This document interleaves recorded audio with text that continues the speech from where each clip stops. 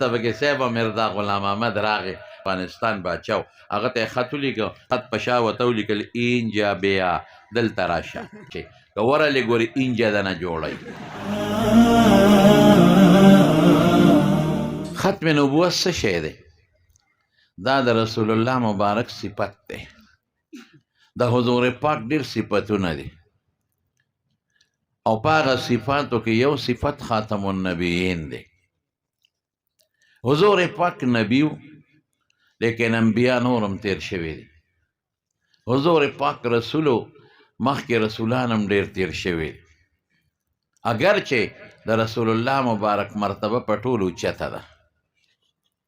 انا سید ولد آدم من غیر فخر رسول الله مبارک فرمای انا سید ولد آدم یوم القیامه من غیر فخر یا ولا فخر زه د ټولو انبیاءو د آدم علیه السلام د اولاد سردار یم د قیامت پر ورځ مشکلاتو کې خلک سردار ته رجوع کوي دی به په شفاعت کبرا کې ټول ما ته رجوع کوي الانبیاء آدم فمن سواه تحت لواء یوم القیامه ټول پیغمبران آدم علیه السلام نه عیسی علیه السلام پورې دا ټول به د قیامت پر ورځ زما د جنډې لاندې ولاړې لوی شرافت عظمت الله ورکړی دی خو پیغمبر مبارک نبی و انبیاء مخکې تیر شوي دي رسولو مخکې رسولان تیر شوي دي نذیرو هر پیغمبر نذیر دی بشیرو هر پیغمبر بشیر دی داسې نور صفات هم شته کتاب نازل دی په حضور پاک په نورو ډېرو پیغمبرانو بعضو کتابونه نازل دي هادي د امت دی نورم هدایت د امت سر کړی دی لیکن دا یو صفت د حضور پاک چې ختم نبوت دی او خاتم النبیین والمرسلین مونږ وایو دا هغه صفت دی چې د یو پیغمبر نشته آدم علیه السلام نبی رسول دا ټول صفتونه و ابوالبشر دی لیکن هغه ته خاتم النبیین نشي ویلی د هغه نه پس نور پیغمبران هم راغلي نوح علیه السلام ابراهیم علیه السلام ایوب علیه السلام یونس علیه السلام اسحاق علیه السلام یوسف علیه السلام یعقوب علیه السلام عیسی علیه السلام دا ټول انبیاو خو دوی ته خاتم النبیین نشي ویلی د دې نه پس پیغمبران راغلي دي او زمون حضور پاک دپاره دا صفت مخصوص دی چې رسول الله مبارک خاتم النبیین والمرسلین دی د حضور پاک نه پس نه بل پیغمبر و نشته و نه به راشي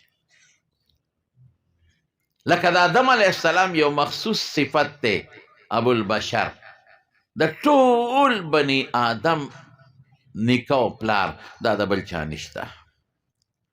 د نوح علیه السلام یو صفت دی آدم ثانی دا د بل چا نشته دقه رنګې دا صفت د بل پیغمبر نشته او دا ډېر د کمال صفت دی خاتم النبیین خاتم النبیین وایي څه ته خاتم مهر ته وایي دغه مهر چې دا مونږ یې په کاغذ لګو دې ته م وایي دا په آخر کې لګي مخکې څوک نه لګوي چې خط خلاص شي مهر ولګوي دا مهر دا مطلب چې دا خط دلته بند شو وروسته به پکې څه لیکل نه کېږي خو دا مهر په حقیقت کې نه دی مراد دا دی خو دا نه دی مراد سیل دی سیل که ستاسو خیالي نو یو بوتل چې کارخانه کې تیار چې ډېر قیمتي بوتلي نو د هغې د پاسه یو سټمپ ولګي یو مهر ولګوي دې دپاره چې ګورې دغه اصل شی دی چې دا مهر پې لګېدلی دی بس چې بل شی پکې څوک ګن ور وانه چی څوک پکې اضافي څه وانه چی څوک ترې څه ونه باسي هغې ته سیل وایي سیل بند هغې ته مهر وایي سټمپ ته چې د میټر د بجلی نه وړې نو یو سیل یې ورته لګولی یو مهر که چرته انسپکټر صاحب راغی او دا سیل کولو شوی نو پته ولګېده چې دا میټر جعلي دی دا خطرناک دی دې کې څه ګوتې والې شوي دي او چې انسپکټر صاحب راشي هغه سیل ته وګوري چې هغه هم اقه بند دي چې کم باندې غوابډې هغه مشر کم سیل لګولی دی او پاسه یې په خپل سټمپ والی دی نو دا میټر اصلي دی دا جعلي نه دی ده کې ګوتې نه دي والې شوی دقه رنګې رسول الله مبارک سیل دی د ټولو انبیاو ختم بل څوک پکې نشي دننه کېدی الله سټمپ ولګاو په ټولو پیغمبرانو د حضور پاک په شکل کې او حدیث کې راځي مثلي و مثل الانبیاء من قبلي کمثل دار زما او د مخکې پیغمبرانو مثال د یو بلډینګ په شانتې دی. یو سړی بنا دارن فاجملها واحسنها واکملها، ښه ډولې یې جوړ کړي، او یو سړی راشي د هغه کور نه چکر لګی وي یو موضع د لبنې د خښتې پکې خالي دی، باقي کور مکمل دی. دا سړی وی ما احسنها، څه ښکلی دی، ما اجملها، څه ډولې دی، لولا موضع تلک اللبنه، ارمان که د دې خښتې دا ځای خالي نه وي ډېر مزېدار. وی انا تلک اللبنه، دا خښته زیم د پیغمبرانو بلډینګ په ما پوره شو او سیل شو، باس بل پکې نشي دننه کېدی. لیکن دې کې یو نقطې ته وګوره، د سیل نه پته لګي چې دننه سلي دا ټول اصلي دي. پته ولګېده چې پیغمبرانو باندې پیغمبر کم مهر دی او کم سیل دی، دا تقویت امراغی مبشر دی، مصدق دی د مخکې انبیاو، او مصدق لما معهم دی. دا پیغمبر سیلم دی، بل څوک پکې دننه کیدیم نشي د نبوت په پیړۍ کې، او د ټولو پیغمبرانو مصدق دی. قرآن وی دا هغه پیغمبرانو اصلیت په تمام شو چې هغه هم جعلي نه دي. دا ډېر د کمال صفت. اوس داسې خلک راوتی دی چې هغې یو نامنهاد د انګریزانو یو ایجنټ هغه ته هم پیغمبر وایي. دا په مخکې زمانو کې هم دا دعوې شوي دي، لیکن رسول الله مبارک د قرآن شریف د 200 آیاتونو نه او د 300 احادیثو مبارکو نه صراحتا اشارتا دلالتا اقتضاء دا ثابته ده چې رسول الله مبارک خاتم النبی. نص د قرآن نه ثابته ده، تواتر د احادیثو نه، تواتر د قدر مشترک، د تعامل، د اجماع. نو چې څوک په دې عقیده کې معمولی شک کوي، وهم ویښته برابر د ایمان نه خارج او خلاص دی. او چې څوک په دې صادر کې ځان را دننه کوي د ختم نبوت، د هغه نه غټ ډاکو بل نشته، د هغه نه د پیغمبر غټ دشمن بل نشته. زه به یو مثال درکړم. د حضور پاک ترو حضرت حمزه رضی الله عنه پس غزوه احد کې شهید شو. د چا د لاسه؟ د وحشي ابن حرب د لاسه. هغه وخت لا مسلمان نو، کافر. وی ما سره یو عنزه وه، یو نیزګی په هغې مې وویشته حضرت حمزه او شهید شو. سید الشهدا د پیغمبر مبارک تر او چې شهید شو، څه چل یې وکړه بیا؟ پوزه ترې پرې شوه. اسد الغابه کې ګورې دا شته ښه، پوزه ترې پرې شوه، غوږونه ترې پرې شوې، شونډې ترې پرې شوې، سترګې یې ترې وویستې. او هنده ده عتبه لور وه، هغه وخت کې لا کافره وه، هغې د خپل تره او د پلار انتقام اخیسته، بدر کې وجلي. نو دا اندامونه په تار کې واچولو، د دې نه هار جوړ کړ او په غاړه کې واچو، هنده به ګډېده.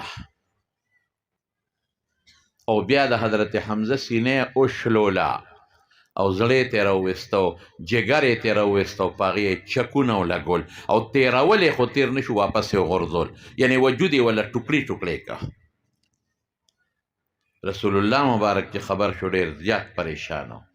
وی ما خو د کافرو مړو سره دا سلوک نه دی کړی، دوی خو زما د تره سره ډېر زیات ظلم وکړ. د دې تره ته خو کتې هم نشم، سترګې نشته، پوزه نشته، شونډې نشته، غوږونه نشته، او دا سینه چلېدلې ده، په خپل سرمن د پاسه ټک ټوک د قصابی پروت دی. وی زړه مې غواړي چې دې دفن نه کړم، ښخ یې نه کړم، او دا مارغان راشي او دا حیوانات راشي او دا غوښې وخوري، چې د قیامت پر ورځ خلک قبرونو نه پاسي، او زما د تره غوښې د مارغانو او د حیواناتو د خېټو نه روزي والله ته ودرېږي. خو بیا به خلک مړي نه ښخوي، چې حضور پاک تره نه دی ښخ کړی، موږ یې هم نه ښخوو. نو ځکه یې ښخوم، ډېر خفه و. دا ټول کرتب د چا د لاسه وشو؟ د وحشي د لاسه. خیر قصې اوږدې دي، راته ډولې نه کوم، مقصد له راځم. کله چې مکه فتح شو، دی وتښتېد طایف ته. طایف کې بیا اسلام ته وي زما ړو شو. نو ما وی چې زه به څنګه حضور پاک ته مخامخ کېږم؟ وحشي وی که مخامخ شومه نو ما ته به وایي زما تره، زه به څه جواب ورکوم؟ نو چا ورته وی استازو ته غږ نه کوي، استازي چې د قومونو دي ته هم ځان په استازي کې داخل که ولاړ شه. نو یې رالم، وی چې څنګه مدینې ته رالم او رسول الله مبارک ته مخامخ شم، لومبې تپوس ما نه دا کوي، انت وحشي، ته وحشي؟ بس ما وی دا ما تپوس یې وکړه، د نورو نه کوي دا ولې؟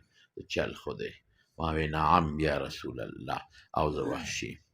او فورا دویم تپوس کوي انت قتلت حمزه، حمزه تا وجلی دی؟ بس ما وی چې کوم سیز نه یریدم هم اقا غزار رسول الله مبارک زمکه مې د خپو نه وتښتېده چې ما خو وی چې ما ته به دا وایي یوازې مرګ نه دی، مرګ نه پس هغه سره ډېر ظلم شوی دی. داسې ظلم به څوک ونه کړي چا سره. په بدر کې او یا هغه کافر مردار شو چې د رسول الله مبارک په شا یې لرې او پیروان اچولی دی، هغه کافر مردار شو چې د رسول الله مبارک مرۍ ته تیزندي اچولې ده، لیکن د چا مړي سره دومره هتکامیز رویه ونه شوه کوم چې حضرت حمزه سره شوې ده. انت قتلت حمزه تا وجلی دی؟ اوس به څه ویمه؟ که ویم چې نعم نو دا خو غټه بېادبي ده، که ویم چې لا نه نو دا خو دروغ هم دی او منیم نه. ما وی قد کان من الامر ما بلغکا، حضرت چې تا ته خبره کومه رسېدلې ده وہی ٹھیک ہے ویسا ہی ہے، آپ کو جو بھی پہنچا ہے وہی ہے، بس ٹھیک ہے. یعنی ہما وجل وی هل تستطيع ان تغیب وجهك عني وحشی، دا طاقت تشته چې دا مخ مانه بل طرف ته کې چې ته په سفر لاړ شي. تا ته ګورم د خپل تره هغه مخ یادېږي، ستا پوزې ته ګورم د حمزه پرې کړې پوزه یادېږي، ستا سترګو ته ګورم د حمزه پرې کړې سترګې یادېږي. آپ کے ہونٹوں کو دیکھتا ہوں تو حمزہ کے کٹے ہوئے ہونٹ نظر آتے ہیں، آپ کے کانوں کو دیکھتا ہوں تو حمزہ کے کٹے ہوئے دانت نظر آتے ہیں، اور آپ کے سینے کو دیکھتا ہوں آہا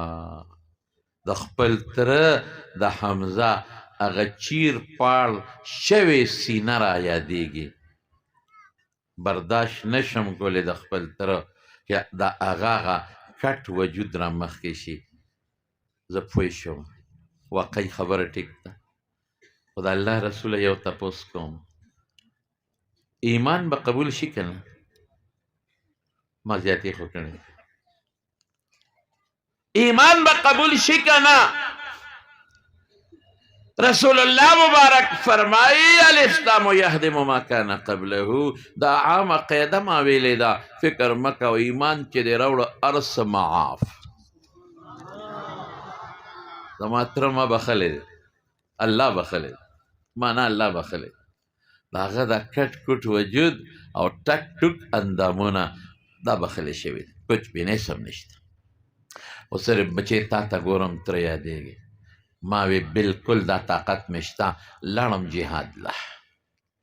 خپله نیزګۍ مې واخیسته. اوس فیصله کومه چې ما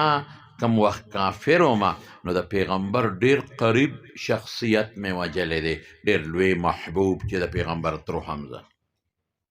سید الشهدا. د دې بدل خلاصوم، ماف خو شوم خو نه یو کارنامه کوم چې قیامت په ورځ باندې زه ولاړ یم، مانه الله دا تپوسونه کې قیامت په ورځ چې پیغمبر هم معاف کړی ما هم معاف کړی، خو وحشي او کار خو دې کړی دی که نه؟ حمزه دې وجلی دی او حمزه را پانسي، اگر چې ما وجې نه شهادت ته تللی دی، خو بیا هم مړه کې سوچ کوم چې داسې یو کارنامه وکړم چې قیامت پر ورځ الله ته وښیم چې د پیغمبر محبوب هم وجلی دی، قریبي محبوب، خو د پیغمبر هغه خطرناک دشمن مې هم وجلی دی. د هغې دپاره د چا انتخاب کوي؟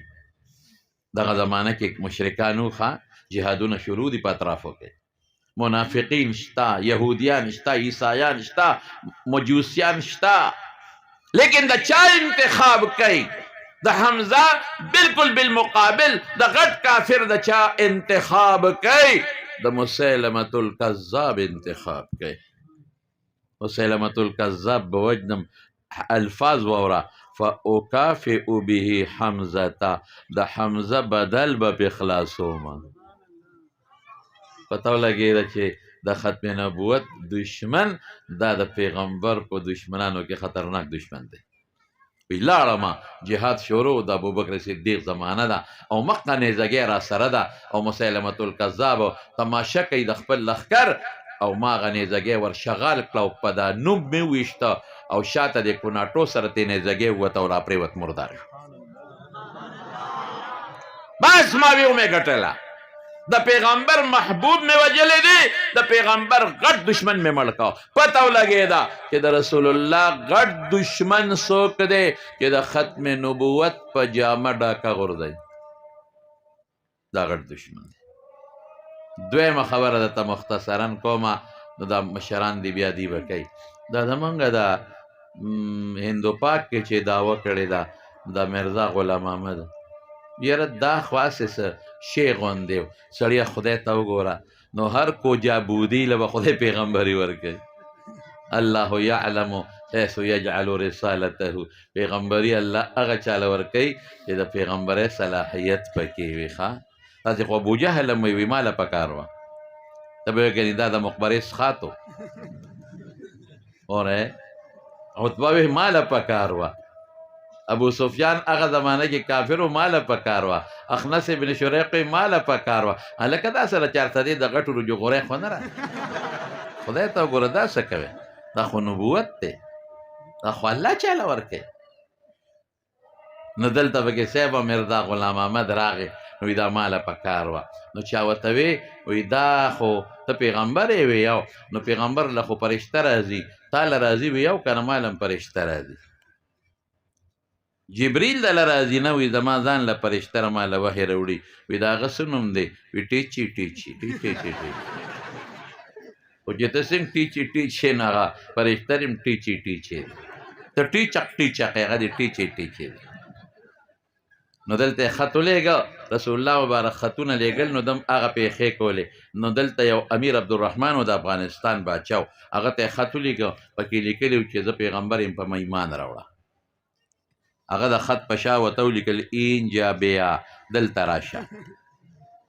فارسي لفظ د اینجا دلته بیا راشه نور یې څه ونه لیکل نو چې خط راغی نو د میټینګ راوغوښته د هغه ملګري چې به ده سره و هغوی به ځان ته صحابه وې واوره میټینګ یې راوغوښته وی څوک اما نو چا وی صاحب ځه لاړ تلل پکار دی وفد ځو درته یې وی راشه او که دا د کابل باچا در باندې ایمان راوړي بس کابل زمون قبضه دی خو چې کوم هوښیار و هغوی وی پام کوه ګورې لاړ نه شي افغانیان خو ځیږ خلک دی ور نه شي که ورلې ګورې اینجه ده نه جوړی پرېږدې دی نه دی افغانستان سره افغانیانو سره انټې پنټې کوي هغوی د له 250 ملکونه دو نو ډبل چې اوس ماشومانو د کوي نو یې چپ شه طالب راغی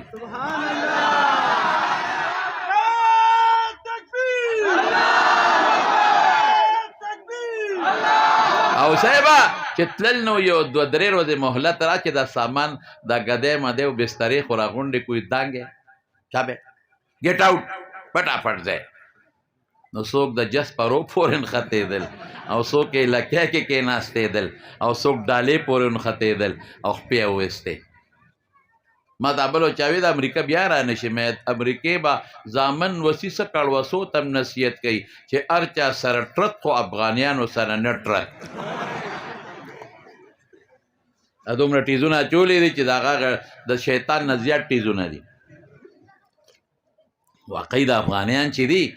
بیا هغه به چا تپوس وکړو وایي چې تا وی دلته راشه څه دې ورسره کول وایي که دې خدای زما ګوتو له راوستی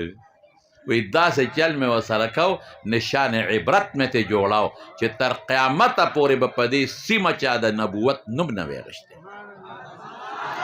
د افغانیان کله کله موږ سره ما شاګردان ډېر دي غټ غټ علما الحمدلله وایي ګوره که نه تاسو کې تېر شوی دی د نبوت دا مدعي او زمونږ په کابلیانو کې خو دې یو وي مې غلی کښېنه تاریخ وګوره تاریخ کو ګوره په افغانیانو کې هم پخوا یو تېر شوی هغه به وی لا اله الا الله احمد نور کابلی رسول الله احمد نور نو چې دې چغه وواله که نه بس دا کابلیان پې ورخطا شو چا ویله که صبر وکړې تحقیق کو دا د څنګه هغې وی دا تحقیق محقیق ته حاجت نشته داسې ټوکړې ټوکړې که چې د احمد نور کابلیانو څه پته ونه لګېده زمارونو الحمدلله الشکر لله چې زمونږ په دین مین علماء کرام شته او چې چا هم د دین خلاف علم بغاوت اوچت کړی دی او میدان ته وتی دی علماء کرام پلارو کوسو جماعتونو نهرونو په غاړو په پلونو په دشتونو کې او په پارلیمنت کې مضبوطه مقابله کړې ده او کوي الحمدلله. نن چې قادیانې ځان ته مسلمان نشي ویلی او غیر مسلم اقلیت دی، دا د چا برکت دی؟ دا د مفتی محمود رحمت الله علیه برکت دی، دا د هغه برکت دی. سرخیل د علماء دغه وخت حضرت مفتی صاحب رحمت الله علیه داسې ګوټ ته کړل، داسې ګوټ ته استاسو په قول ډي ته یې کړل. نن دې راشي پاکستان ته که نه نشي او په خپله وایي जब तक पाकिस्तान में मौलवी लोग होते हैं हमारा कोई जगह यहाँ नहीं है. मैं बिल्कुल ज़ैर दिल तनिश्ता काजूम अग लंदन के बमरे और मागा अंग्रेज़ान बद जनाजा कई दागा सलीब लान दे बखेगे पाकिस्तान के दे निश्ता पाकिस्तान द मर्द मुजाहिद और पाकिस्तान द उलमाए देवबंद बची दे अल्हम्दुलिल्लाह. ज़मारुणों बस दासो खबरें में स्तासो खिदमत की अर्ज़ कर दी.